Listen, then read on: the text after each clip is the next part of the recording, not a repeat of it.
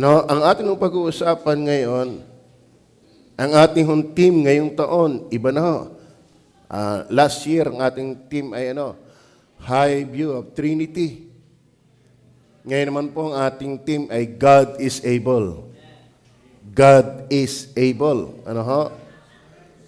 Siyempre, sa umaga, ating pag-uusapan ay tungkol sa kaligtasan, evangelistic. Kaya ang ating pag-usapan ngayon ay God is able to conserve. Mamayang ay tungkol sa church membership. So God is able to add. At sa hapon man ay gospel hour, yung mga tanong na dapat sagutin. Sa verse 25, ating pansinin dyan, yung verse 25, wherefore He is able also to save. Ang synonym ng save ay conserve. Conserve. So nilagay natin kasi susunod-sunod puro letter C tayo sa evangelistic. So ang ating pag-uusapan, God is able to conserve. Ibig sabihin, God is able to save. Anong klaseng salvation ang kanyang kayang gawin? Ilagay nga natin sa Tagalog. Anong klaseng kaligtasan ang kayang gawin ng Diyos? Dahil dito naman, siya'y nakapagliligtas na lubos. Pag sinabing lubos, hindi bitin. Hindi kulang.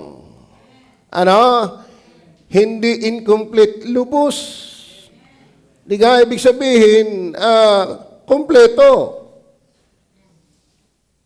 Ngayon, ang Diyos, kung ang Diyos ay magliligtas, bakit bitin? Magliligtas din lang siya, hindi pa lulubusin. Pero mayroong mga grupong naniniwala na ang kaligtasan ay kulang. At ang tao daw ang magtutuloy. Yes, ginawa ni Kristo ang katubusan, pero kung hindi ka susunod, ay hindi ka maliligtas. Sa madalit sabi, ang kaligtasan ginawa ng Diyos ay hindi lubos, to be continue. Pero ang sabi ng Bible ay lubos. Sino nagsasabi ng totoo? Diyos o yung mga relihiyong yan? Diyos.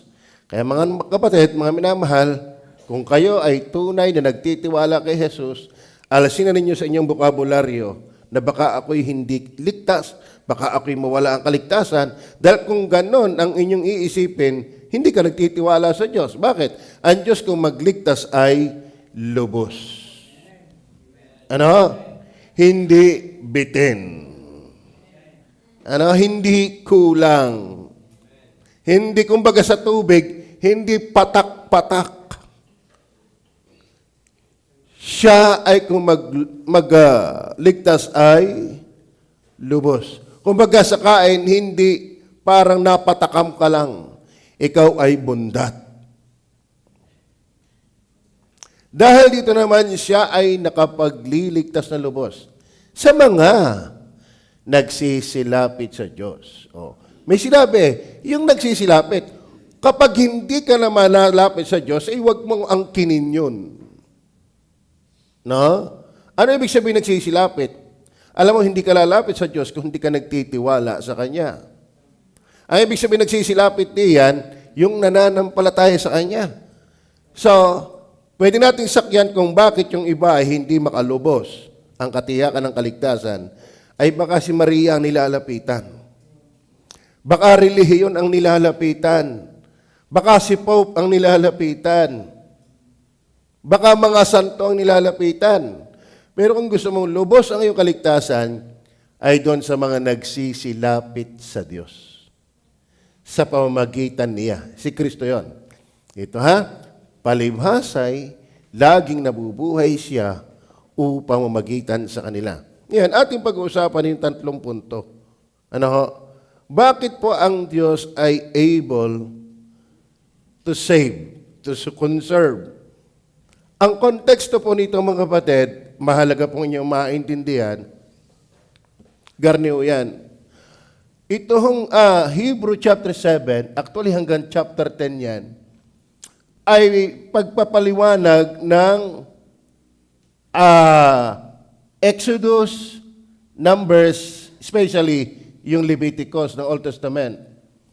Noong Old Testament time, mga kapatid, para masabi mong ikaw ay ligtas, ikaw ay nakapasok, nakalapit sa Diyos, ang Diyos po ay nagtayo ng templo o tabernakulo.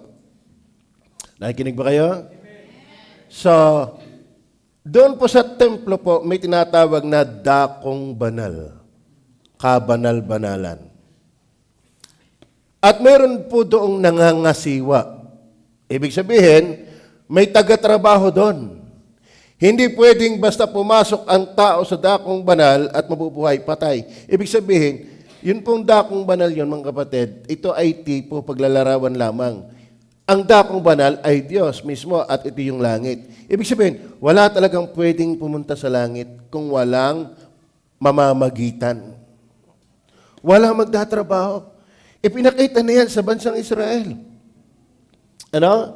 So meron pong priest, tawag doon, hindi pari yun, saserdote. Ano ho? Ngayon, ito pong saserdoting ito, mga kapatid, ito po yung nangangasiwa sa dakong banal.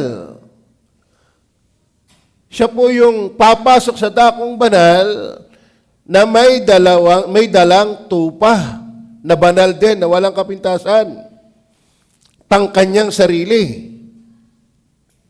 Ngayon, ang mga tao ng Israelita, kung gusto mo ding pumasok at matanggap ng Diyos, magdala ka rin ng hayop na walang kapintasan at pangangasiwaan ng saserdote.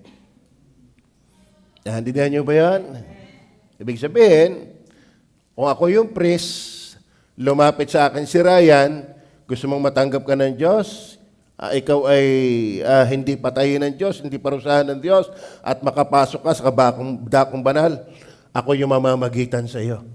Ngayon, ano ang ihingin ko bilang saserdote, Ryan? Kailangan ka magdala ng tupang walang kapintasan. At yung Ryan, yung iyong tupang walang kapintasan, ako yung papatay, at yung kanyang dugo, iwiwisikos dakong banal. Ikaw ngayon makakasamba na, ikaw ngayon may communion na sa Diyos, tinatanggap ka ng Diyos.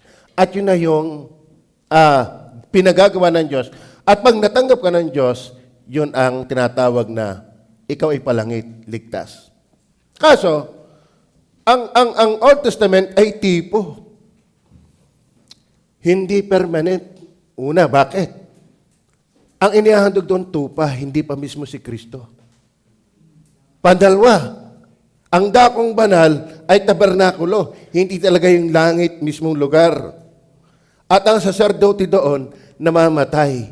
Pero ating pag-uusapan, kaya siya'y nakapagliligtas na lubos dahil siya yung saserdote na hindi mapapalitan. At siya ay pumasok sa langit, hindi sa templo, at doon siya nananahan magpakailanman. At dahil siya ay namamagitan sa atin, lahat ng mamamatay naman ng palataya ay tinatanggap ng Ama dahil kay Kristo. So si Kristo yung kumakatawan ng tinitipuhan. Naintindihan niyo ba yan? So ngayon, yan ang function ng priest. Yan ang function ng priest. Ang priest, siya yung mga ngasiwa sa templo para matanggap niya tayo. Kinakailangan yung priest nito, walang kapintasan.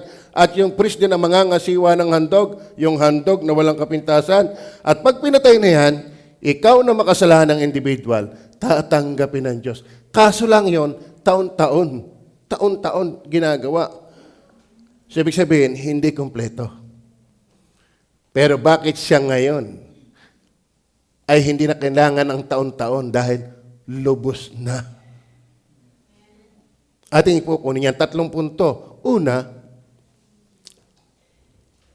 siya bilang priest, he mediate forever the believers.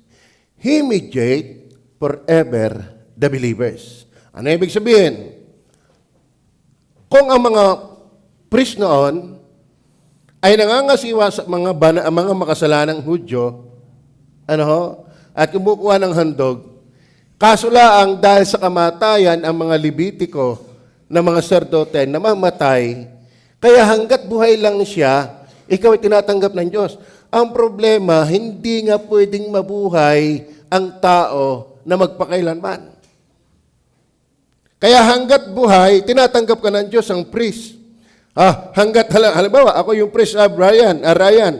Hanggat buhay ako, absuelto ka. Kaso lang, pag namatay na ako, kinakailangan mo uli ng priest. Pero salamat, si Kristo ay kompletong maapagliligtas dahil ang kanyang pagiging priest na mamamagitan sa atin ay magpakailanman. Basahin natin ang mga talata. Hebrew 8 verse 1 and 2. Tingnan nyo Ang kinauwayan nga ng mga bagay naming sinasabi ay ito. Meron tayong isang dakilang sardote na nakaupo sa kanan ng luklukan ng karangalan sa mga langit. Hindi siya nandoon sa tipong tabernakulo na ginawa sa panahon ni Moises. Siya mismo ay doon sa dakong banal na tinitipuhan lamang ng tabernakulong pinagawa kay Moises. Naintindihan niyo ba yan? Napakahalaga kasi ng ang tao'y matanggap ng Diyos. At natatanggap lang ng Diyos ang tao na pinalarawan sa panahon ni Moises sa magitan ng tabernakulo. Pag tinanggap ka sa dakong banal, hindi ka mamamatay. Ikaw ay sinamahan ng Diyos, ikaw ay pinatawad ng Diyos, ikaw ay tinanggap ng Diyos bilang makasalanan. Ngayon, mga kapatid, si Kristo na tunay sardote ay umupo sa langit. Lumuklok sa langit. Yan ang pupuntahan ng mga taong kanyang pinamamag-itanan. Ang tunay na dakong lugar ay ang langit. Dakong lugar. Dakong banal ay ang langit. Verse 2. Tingnan nyo Ministro, sanktuaryo at sa tunay na tabernakulo. Yung tunay na tabernakulo, bakit? Meron ba tayong picture dyan? Emergency. Kaya natin maglagay ng panandila, yung mapakita agad. Ang tunay na tabernakulo, kasi merong shadow sa Old Testament. Kaya mga kapatid, hindi lahat ng tao pwede sa Diyos kung walang saserdote. Tatandaan ninyo, hindi lahat ng tao ay pwede sa Diyos. At ang Diyos nito ay banal. Kaya kinakailangang may mamagitan sa tao at sa Diyos. At ito ay ang Panginoong Hesus na pumasok sa langit para sa atin. Yan na, tabernakulo. Yang unang bungad, dyan pinapatay ang mga tupa na walang kapintasan. Doon sa pagpasok, may dalawang compartment yung dalawang yon. Isang dakong banal at isang dakong kabanal-banalan. Doon sa dakong kabanal-banalan, hindi ka pwedeng pumasok kung hindi pangangasiwaan ng saserdote. Ngayon, pagdating sa Hebrew chapter 8 verse 2, ang tunay na tabernakulo, ang tunay na dakong banal ay ang langit. Na doon si Kristo pumasok bilang saserdote. Na siya ang dahilan kung bakit ikaw at ako'y matatanggap lamang. Naintindihan niyo ba yan? Ngayon, ang maganda kay Kristo, siya'y saserdoteng hindi na mapapalitan. Bakit? Siya'y forever priest, hindi siya mamamatay. Pero yung sardote nangangasiwa diyan, mamamatay. Kaya ang tagal lamang na pamamagitan ng mga sardote ay hanggat buhay ang sardote. Pero salamat si Kristo ay nandoon sa langit magpakailanman. Kaya yung lumalapit sa Diyos sa pamamagitan niya ay makapagliligtas ng lubos. Kaya siya'y makapagliligtas ng lubos dahil siya'y tunay na pumasok sa langit na hindi naaalis. At siya ay namamagitan sa iyo kung ikay lalapit sa Kanya. Naintindihan mo ba? Tingnan pa natin. 7:23 hanggang 28. Tingnan niyo po. At katotohanan sila'y marami sa bilang na naging mga sardote. Yung Leviticus, kung yung pag-aaralan, ang lahi ng mga priest ay nasa kay Aaron, kay Moises, yung mga Levita. Nandiyan ang lahi. Pero sila po ay, pag namatay yung isa, susundan ng isa. So, ibig sabihin, hindi permanent. Namamatay At katotohanan sila'y marami sa bilang na naging mga sacerdote sapagkat dahil sa kamatayan ay napigil sila ng pagpapatuloy. Yan ang problema. Halimbawa, kung ako ang magliligtas, mamamagitan kay Ryan, Utoy, tinanggap ka na ni Jesus dahil ako na yung pumagitna. Tinanggap ka na dahil akong pumagitna sa inyo. Kaso lang, paano pag nawala na ako? Sino pang gigitna sa iyo? Naintindihan niyo ba yan? Parang may kaso. May kaso. Meron tayong attorney. Mananalo na saan ang kaso? Kaso namatay yung attorney mo. Paano na ang kaso mo? Di ka? Sino pa magtatanggol sa iyo? Namatay nga ang attorney mo. Di pa bago attorney naman. Ang maganda kay Kristo, kaya tayo maililigtas ng lubos. Bakit? Hindi siya mamamatay. Hindi siya mapapalitan. At siya hindi basta pumasok diyan sa tent na yan. Siya umakyat sa langit after 50 days. Yung tinatawag na Pentecost. Umakyat siya sa langit at doon siya ngayon ay nakaupo. Nag-aantay na lang ng kamatayan ng mga mananampalataya at sasabihin niya, Ama, huwag mong dadalhin sa impyerno yan, alalahanin mo. Ako yung tumatayo para sa Kanya. Pero tatandaan nyo, hindi sa lahat, doon lang sa lumalapit sa Diyos sa pamamagitan niya. Naintindihan nyo ba? At katotohanan sila'y marami sila. Pero daig ng iisa. Bakit? Ang maraming saserdote ng Old Testament namamatay. Pero si Kristo ay hindi namamatay. Kaya siya'y nakapagliligtas ng lubos. Sana naintindihan nyo yan.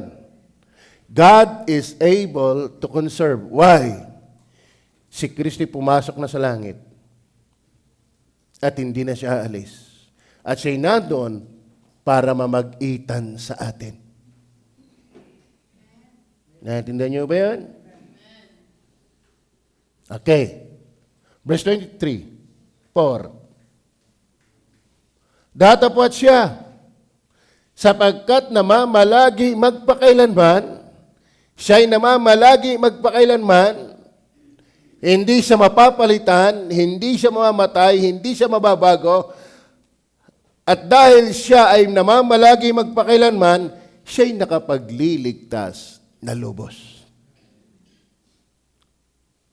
Mga kapatid, tatandaan ninyo ha, walang pupunta ng langit kung hindi siya tinatanggap ng langit. Pero hindi ka matatanggap ng langit kung walang banal na namamagitan. Alam mo, nung panahon ng Old Testament time, mga kapatid, ang tinatanggap lamang na pagsamba at bansa ng Diyos ay ang Israel. Bakit? Nasa kanila ang Diyos. At ang Diyos ay hindi basta malalapitan kung walang saserdote. Naintindihan niyo ba yan? Pero ang problema, hindi makapagligtas ng lubos yung saserdote ng Old Testament. Bakit?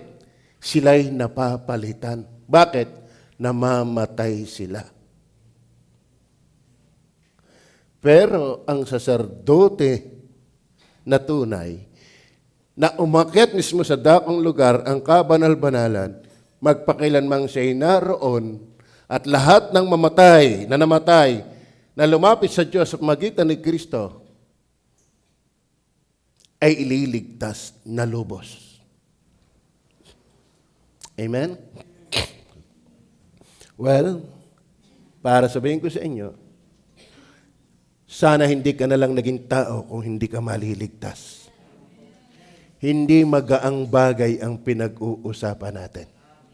Alam mo sa totoo na, kung ikaw di lang hindi mo matitiyak na ikay palangit, magaling sanang hindi ka na naging tao.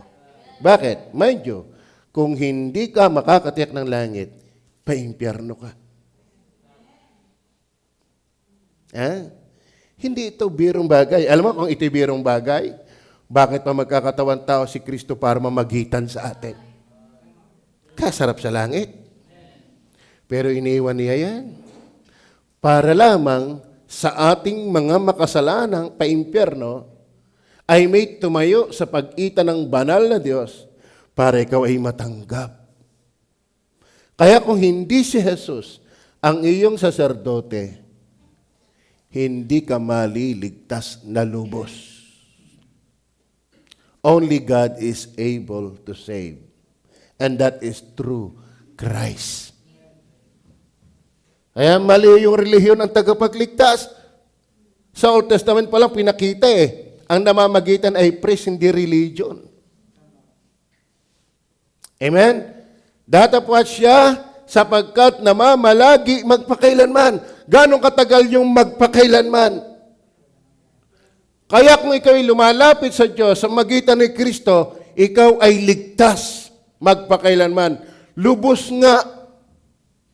Sagad. Said.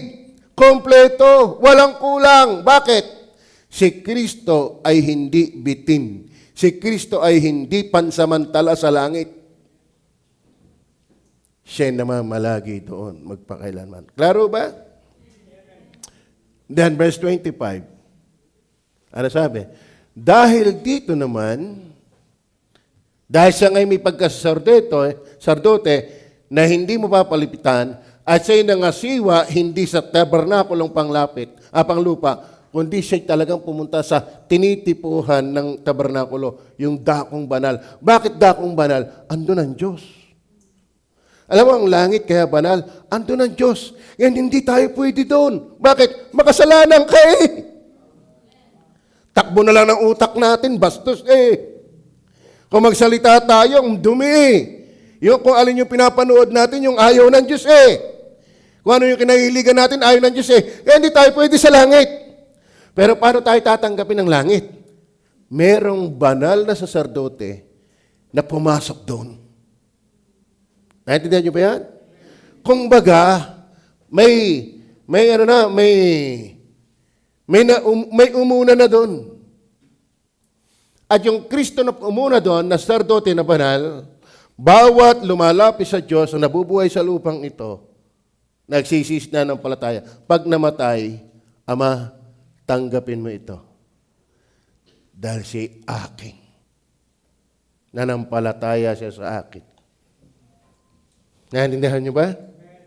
At para maintindihan pa natin, sa Roma chapter 8 verse tuloy pa natin verse 26.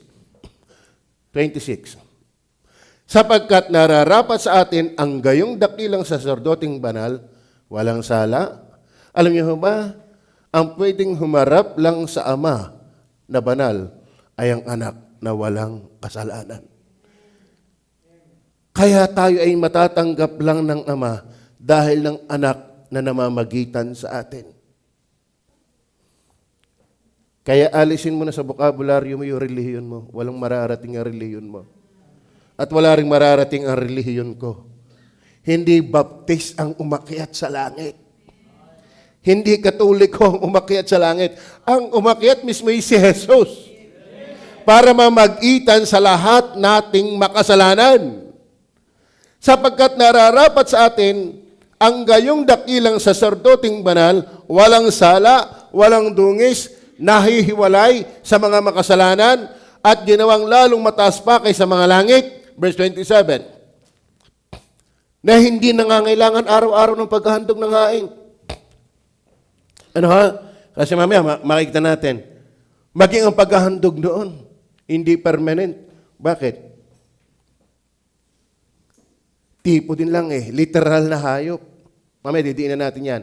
Nagaya niya ang mga dakilang saserdote, una-unay patungkol sa kanyang sariling mga kasalanan at sa patungkol sa mga kasalanan ng mga bayan, sapagkat ito'y ginawa niyang minsan magpakailanman.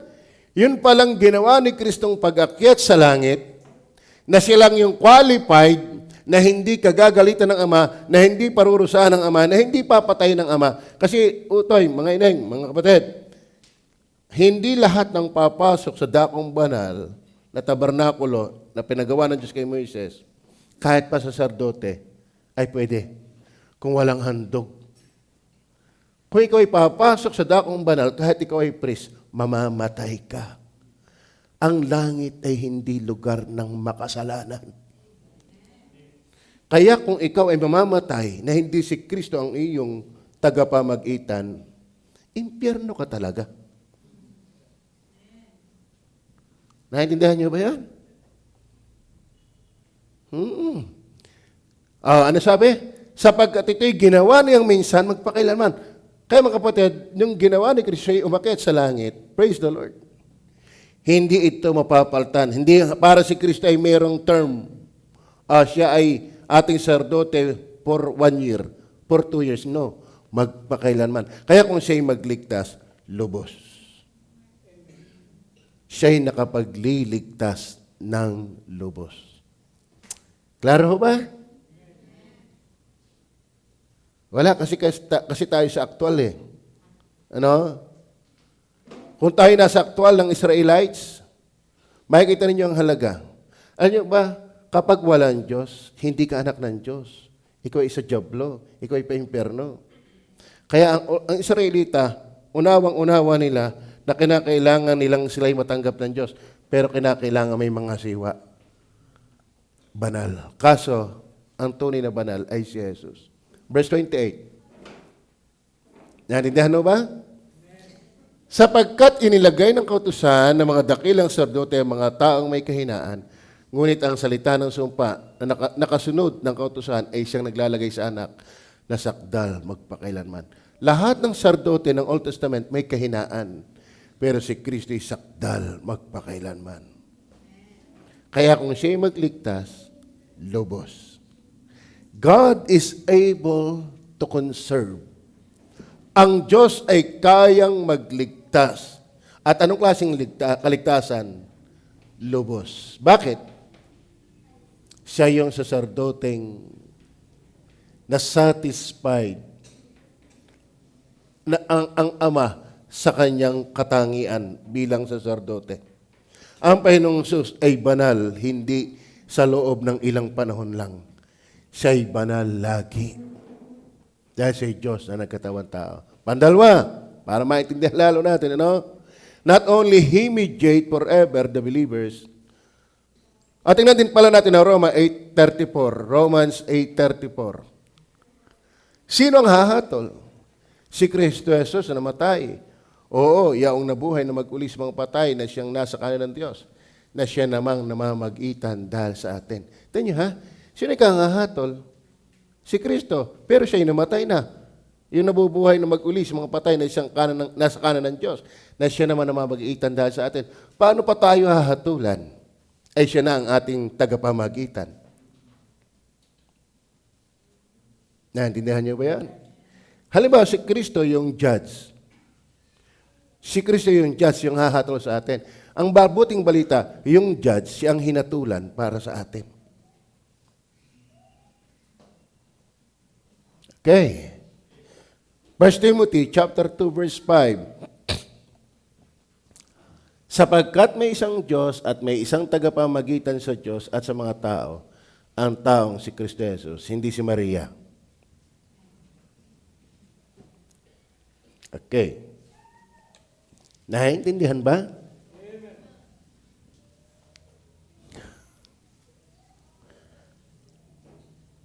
Kung walang mamamagitan, na kung saan itong tagapamagitan ito'y banal, katanggap-tanggap sa Diyos, walang papasok sa langit. Pero pwede nang pumasok sa langit dahil meron ng taong tinanggap ang Diyos. Yan ang saserdote ng ating mga kaluluwa. Yan, indihan. Number 2, He made Himself an offering for the believers. He made Himself an forever offering for the believers. Ang tinutukoy ko believers, hindi lahat ng tao. Ano ibig sabihin? Kasi noon, ang saserdote, siya yung papasok sa dakong banal. Ano ho? Anong gagawin niya para siya makapasok sa banal, di mamatay? Siya mismo din, maglalagay ng tupa, maghahandog din. Ibig sabihin, ang kanyang sarili, inililinis din niya sa magitan ng tupa. Pero si Kristo, hindi naghandog para sa kanyang sarili. Bakit? Siya'y banal talaga eh. Ngayon, ano ang inihandog ng saserdote para matanggap tayo? Alam niyo ba, nakakatuwa ang Bible? Siya na yung saserdote, siya pa rin yung handog. Naintindihan niyo ba ka? Na, sa pasensya na lang, kung doon sa hindi maintindihan. Ano? At hindi makapanampalataya. Para maintindihan, Hebrew 7:27. Tingnan niyo po, Hebrew 7:27. Na hindi nangangailangan araw-araw ng handog ng hain. Nagaya niyaong mga dakilang sardote, una-unay patungkol sa kanilang sariling mga kasalanan. Alam niyo ba, may kabayaran ang kasalanan. Hindi libre yan. Kaya ang ginawa ng Diyos, nagdala ang Diyos, humingi ang Diyos ng tupa na papatayin sa halip na yung maghahandog. Halimbawa, Ryan. Di may templo, may dakong banal. Hindi ka pwede lumapit. Bakit? Tayo makasalanan. Ngayon, may magtatrabaho para sa iyo. Ako yung mananagot sa iyo. Ako yung magngangasiwa sa iyo. Ako yung papasok sa dakong banal para ikaw ay matanggap ng Diyos. Kaso lang, kailangan mo magdala ng tupa. Naintindihan mo yun, Ryan? Ang kinakailangan kong tupa para matanggap ka ng Diyos, ako yung papatay ng tupa mo. Patitigisin ko yung tugo, ako yung priest. Kaso lamang, ang gusto kong tupang dalhin mo, yung walang kapintasan. So pipili ka ng tupa, Ryan, na walang kapintasan. Bawal ang may batik, bawal ang may galis, bawal ang kutuin, bawal ang pingkaw, bawal ang pilay, bawal ang mutain, bawal ang bulag, bawal ang tanggal ang tainga. Talagang as in perfect. Ngayon kung dinala mo yon, ako na sardote, papatayin ko yung tupa. Ngayon yung tupang yun pala, Ryan, ay nagre-represent sa'yo. Kaya ka tatanggapin dahil ng tupang dinala mo. At yung tupang dinala mo ay walang kapintasan. Yan palang tupang yan na walang kapintasan, simbolo ni Kristo, ang kordero ng Diyos na nag-aalis ng kasalanan ng sanglibutan. Naintindihan niyo ba yan? Si Kristo na ang priest, si Kristo pa rin ang offering. Kaya hindi marami ang tagapagligtas, iisa lang. Bakit? Si Kristo ng high priest, si Kristo pa ang offering. Amen. Hindi ko alam kung naiintindihan nyo yan. No? Ngayon, si Ryan, kung pinatay ko na ang iyong tupa, tinatanggap ka na ng Diyos. Bakit? Alang-alang sa nagbayad ng iyong masamang pagkatao na kinakatawan ng tupang walang kapintasan. Kaso lamang, good for 1 year. Pero si Kristo ay tupang inihandog minsan at magpakailanman. Kaya siya'y nakapagliligtas ng lubos, hindi lang dahil sa saserdoteng hindi mapapaltan, siya rin nakapagliligtas ng lubos dahil siya na rin yung handog na minsan at magpakailanman. Naintindihan niyo ba yun? Kaya ang ating pamagat, God is able to conserve. Ang Diyos ay kayang magligtas. Anong klaseng kaligtasan? Lubos. Bakit? Siya yung priest na umakyat na sa langit, nag-aantay na lamang ng mga mamamatay na mananampalataya. Bakit? May tao ng banal na namamagitan sa makasalanang tao. Paano natatanggap ng Diyos ang taong makasalanan sa magitan ng sardote at ng kumakatawan sa makasalanan yung tupang walang kapintasan? At yun ay si Kristo. Medyo malalim, di ba? Pero napapalinaw ba? Napapababaw ba? Halimbawa, Garne, Ryan uli. Nagtahanan ka, ay ayaw pa ni Aurea ang ikay mag-asawa. Ayaw pa mag-asawa ka, ay nagtahanan ka. Talagang gusto kang barilin ni Aurea. Gusto kang tundusin ng karayong. Gusto kang sabunutan. Lahat gusto niyang gawin sa iyo. Pero, hindi niya alam, buntis na pala yung itinanan. May anak na. At nakyutan si Aurea. Ang pogi! Manang-mana sa mami. Alam niyo ba? Nakalimutan na niya ang inyong pagtatanan dahil ng inyong cute na baby. Alam niyo ba? nalimutan na ni Jesus ang iyong kasalanan dahil ng kordero ng Diyos na pinatay. Naintindihan na ho ba? Pero kung ikaw ay nananampalataya, pambira, nagpakahirap-hirap ang pagpapaliwanag tapos hindi ka maniniwala, problema mo yan, hindi ko yan problema. Tama ba? Kumbaga, ako'y nagluto, ako'y nagsaing, nagpatay pa ng kambing, pinahanghang, sarap ng luto. Tinarabaho. Nung ihalok sa'yo, ayaw mong kumain, ay wala problema. At least, ginawa ko na yung pagluluto. Ginawa na ni Jesus ang kaligtasan. At anong klaseng pagliligtas ang kaya niyang gawin? Lubos. Ngayon, kung hindi mo ito naintindihan, o naintindihan mo, ayaw mo panampalatayanan, hindi problema ng Diyos kung bakit nasa impyerno ka. Are you with me? 9:20, nabasa na ba yung 7:27? Nabasa na? 9:26. Sa ibang paraan ay kailangan na siya'y magbatang madalas mula ng itatag ang salibutan. Datapwat ngayon, ay minsan siya'y nahayag sa katapusan ng mga panahon upang alisin. Upang alisin ang kasalanan. Yan ang dahilan kung bakit si Kristo ay inihandog upang alisin ang kasalanan sa magitan ng pagkahandog ng kanyang sarili. Ryan, tinatanggap ka ng Ama dahil ng iyong tupa.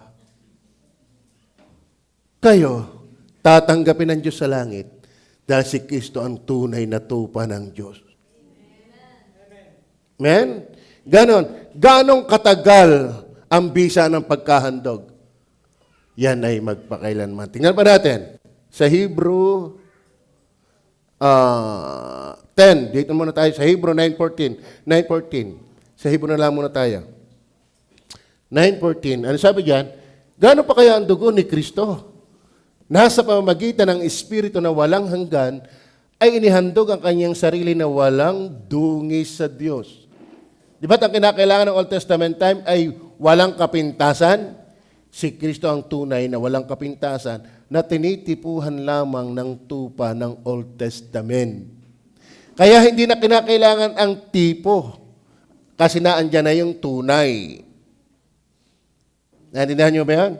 Sino sa inyo ang magdadala ng flashlight at bukas ay tanghaling tapat? Pumunta kayo ng parang at may dala kayong flashlight? Walang puno. Puro palayanan. Walang kasanggasanggang ulap. Ang liwanag, ang init-init. Pero nagpa-flashlight ka. May problema yon, di ka? Kailan ka nagpa-flashlight? Paggabi. Ibig sabihin, kung si Kristo, kung ang Old Testament ay shadow, hindi mo na kailangan. Bakit? Nandito na yung totoo. Huwag ka na mag-flashlight, nandyan yung araw. Naintindihan niyo ba yan? Kaya hindi na tayo nangangailangan ng maghahandog ng tupa, garni mga rituals. Bakit? Hayag na ibinigay na ni Jesus ang kanyang buhay sa krus ng Kalbaryo. Siya yung kordero ng Diyos, nag-aalis ng kasalanan sa libutan. At ang sino mang lumalapit sa Diyos sa pamagitan niya ay maliligtas na lubos. God is able to conserve. Are you with me? Tingnan pa natin. Chapter 10, verse 10.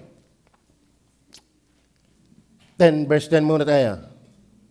Sa kaloobang iyon, yung ginawa ni Kristong paghihirap, kamatay sa krus ng Kalbaryo, tayo pinapaging banal sa pamagitan ng pagkahandog ng katawan ni Kristo. Ganong katagal? Minsan, are you with me? Noong Old Testament, taon-taon nagpapatay ng tupa. Pero si Kristo, ang bisa ng kanyang kamatayan ay minsan at magpakailanman. Kaya kung siya'y magligtas, lubos.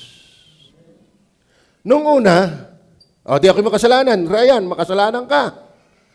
Tatanggapin ka ng Diyos dahil ng tupa mong dala. Kaso, gaano katagal tatanggapin ng Diyos? Ikaw. Una, paano pag namatay na yung priest? Pandalwa, hayop naman yung tupa eh. Hindi naman talaga dugo ng hayop ang naglilinis, kundi dugo ng Diyos na nagkatawang tao. Kaya ang mga Hudyo noon, taon-taon nagpapatay. Bakit? Hindi sapat yun. Hindi ang kapangyarihan yon ay talab magpakailanman. Pero yung palang ginawa ni Kristo ay minsan magpakailanman. Kaya ang Diyos kung magligtas ay lubos. No need ng repetition.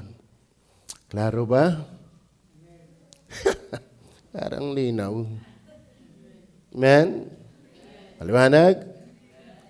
Okay. Kumbaga,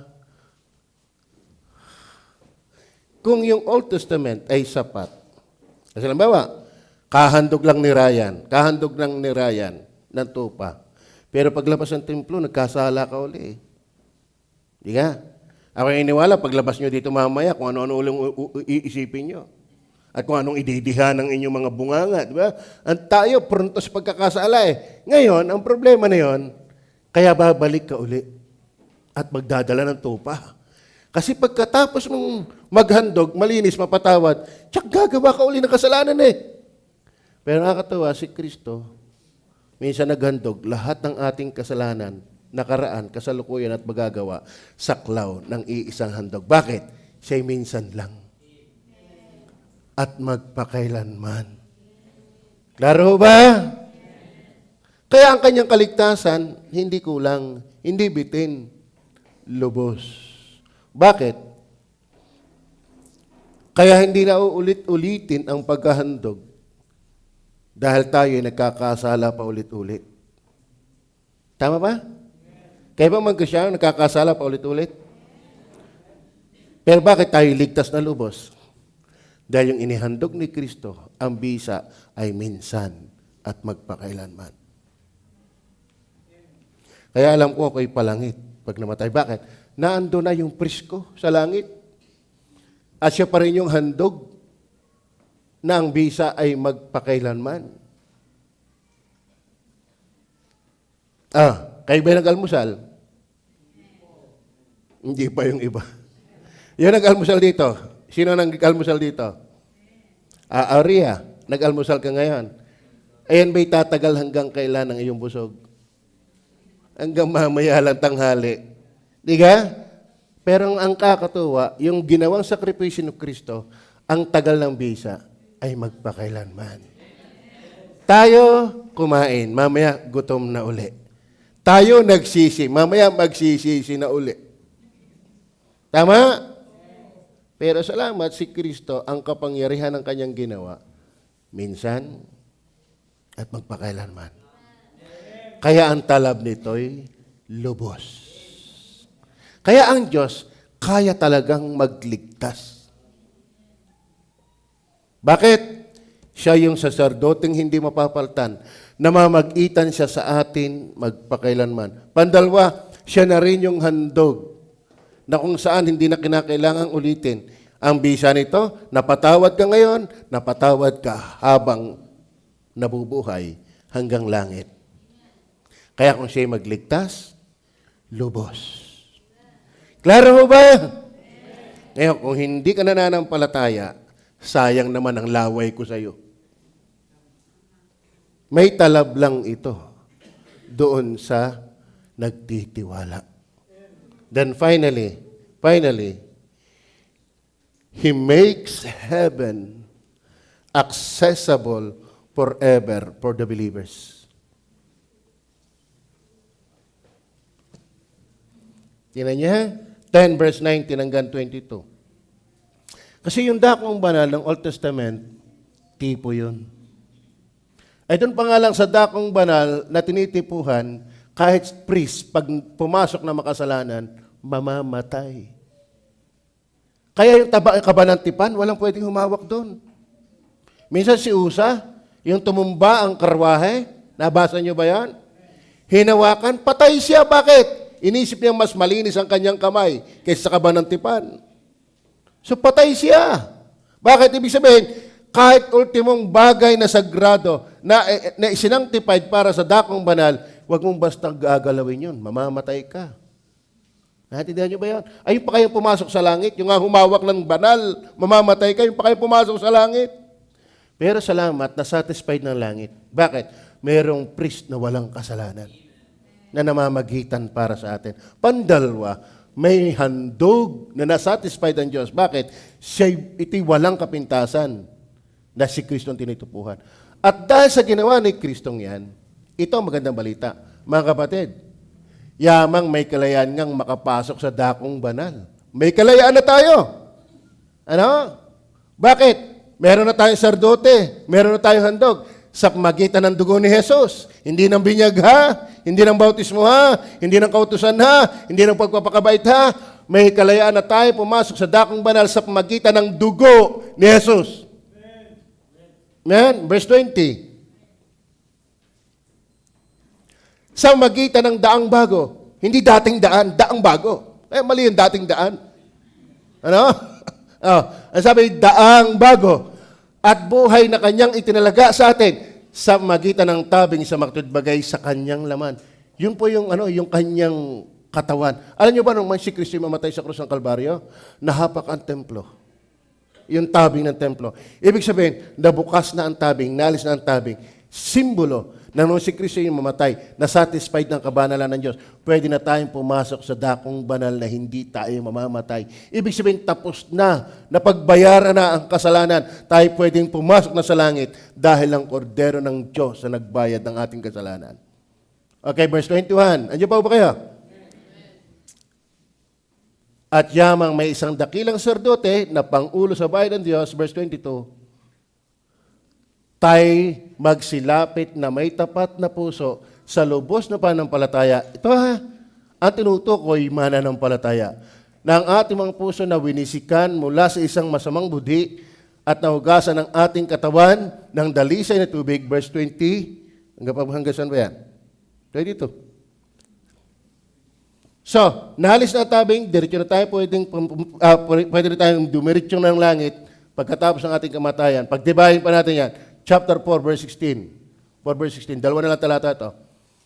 Magsilapit nga tayong may pagkakatiwala sa luklukan ng biyaya upang tayo magsipagtamo ng awa at makasumpong ng biyaya upang tumulong sa atin sa panahon ng pangailangan. Ano mga kapatid, ang luklukan na inuupuan ni Kristo sa kanan ng Diyos, ang dakong banal, ay luklukan ng biyaya.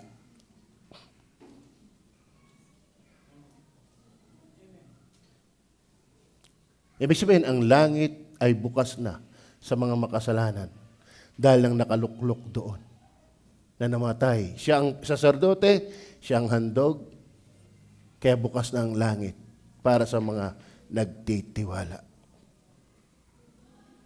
Ang sabi diyan, magsilapit nga tayong may pagkakatiwala sa luklukan ng biyaya. Okay, last. Hebrew 9:24. Parang ay binanasa. Sapagkat hindi pumasok si Kristo sa dakong banal na ginawa ng mga kamay, ng mga sardote noon, nakahalintulad lamang ng tunay, tipo lang yon, kundi sa talagang langit. Naintindihan niyo ba yan? Upang humarap ngayon sa harapan ng Diyos dahil sa atin. Kaya ang langit ay accessible na sa lahat ng lumalapit kay Kristo na trono ng biyaya. Kaya balik tayo sa Hebrews 7:25. Ano sabi ng Hebrews 7:25? Wherefore He is able also to save them to the uttermost. Lubos. Bakit? Meron na tayong sardoting nakaupo sa luklukan ng biyaya. At siya rin yung handog na ang bisa ay magpakailanman. Ang ating kasalanan ay hindi naaalalahanin pa. At siya ay nasa langit. Bukas na ang langit para sa mga anak ng Diyos. Amen? Kaya ang Diyos ay lubos na makapagliligtas. At tatandaan ninyo, doon sa lumalapit sa Diyos, sa pamamagitan niya. Gusto mo mamaligtas? Huwag niyong isipin na may purgatorio pa pag namatay. Diretso na ng langit. Bakit? Ando na yung tagapamagitan, nasa langit na. Wala na mga kuskus balungos pa. Tapos na ang dapat gawin natin, tinapos na rin niya. Pag ikaw ay namatay, diretsong langit ka na. Kung lumapit ka sa Diyos sa pamamagitan niya. Bakit? Kung magligtas si Jesus, ay lubos. Ang hirap. Parang hirap ng trabaho ko ngayon na. Amen? Naintindihan mo ba? Kasi kung hindi ka palabasan ng Bible, ipaliliwanag pa yung Old Testament na ginawa ni Cristo sa New Testament. Sana sa tulong ng Banal na Espiritu, naintindihan natin. Naintindihan mo ba natin? Ang tanong, ligtas na ba kayo? Ang inyong kaligtasan ay kulang? Bakit lubos? Dahil si Jesus, nang umakyat sa langit, ay wala sa ere. Kung siguro si Kristo yung namatay, nasa ere pa lang, edi tayo pag namatay sa ere din, pero siya'y umakyat sa langit. Amen? Para yung mga namamatay na kay Kristo ay palangit. Bakit tayo tatanggapin? Siya na rin yung inihandog. Kaya nawala ang ating kasalanan ay dahil lang kanyang inihandog. At dahil inihandog na siya, bukas na ang langit para sa iyo at para sa akin. Gano'ng katagal? Minsan at magpakailanman. Ako'y check ko ng palangit. Kayo? Check nyo na ba? Bet ang saya nyo. Okay, tayo po'y manalangin. Banal na Espiritu, sana po, ikaw po yung tunay nagpaliwanag